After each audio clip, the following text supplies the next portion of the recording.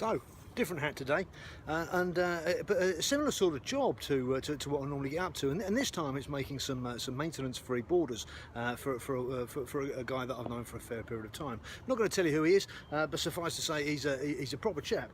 And I'm working in Austin, and this fella's family settled here back in the good old days, kind of English expats or exports as I am, and his grandparents built this house in the 1920s, so it needs a bit of love and care. And what I'm doing today, there's a pair of borders and I've started to work on them. There's no nice way for me to put this. It looks like I'm going to be weathered off again today, but I've got some still pictures of what it looked like before I started. Borders completely overgrown, loads of kind of bindweed and awful nastiness. So what I'm kind of doing is taking the cabbage off first, decabbaging the borders. So I've done that. I'm just going to clean that through. After that, as you can see, it kind of goes down the side of the house as well. Having kind of cleared it of the green stuff, what I'm going to do is put down some herbicide because I think I'm going to get weathered off today. There's thunder roaring in the background. So once I put the herbicide down, at that point, what I'm trying to do is kill the roots. Once I've done that and I've left them for a short while, I'm going to dig through the border before planting with the ornamental shrubs, and they're going to be drought and heat tolerant, and then putting bark-based mulch around the outside to keep it maintenance free. So there you go, and here comes the weather. You can see it blowing leaves and stuff out of the tree. It does look like we're going to have a little bit of it here today in Austin. So I'll keep you posted with the second part of this when I come back after the storm. You can see now the border has been stripped of all the green stuff, but also dug through. Quite important that because the residual roots and tubers that are left behind, that's what's going to come back to haunt you forever. So I've dug them out, as you do. So it's taken a little while. Border down the side of the house as well. It's all been kind of herbicided and first, and then dug out as a matter of course.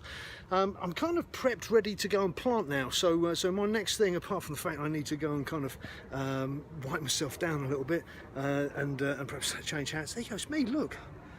Like a badger.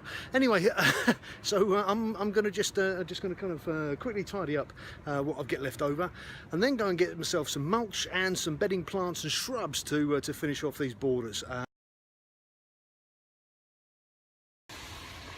So, il pleut again. We thought we were going to avoid the rain today. Wasn't to be. Just wanted to show you what the finished border looks like. We've gone with honeysuckle, with desert sage, bougainvillea. We've gone with some oleander.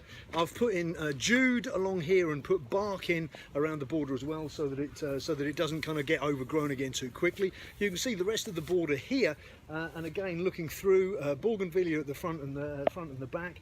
We've got oleander. I put some little flowering plants in here as well. If you like chrysanthemums, and there's chrysanthemums in here. I know my mum loves chrysanthemums, so there's those as well. I've hyphenated the sage with red tip fontina. So we've got fontina, sage, and then it goes through to oleander on both sides. So as these plants grow and mature, they will have kind of a dark red, followed a reddy green, followed by the white with the pink flowers of the sage. And over time, this will actually start to make quite a nice border that's going to be relatively maintenance free, drought tolerant, sun tolerant, and just easy and pretty to look at. So that's been me. Yeah, I still look like a badger, and the good news is that I don't have to worry about watering them in today because the heavens have opened and is doing it for us. Thanks for watching. I've been Rupert from Texas Garden. You know the number is 512-466-5880, txgarden.com. Thanks for watching.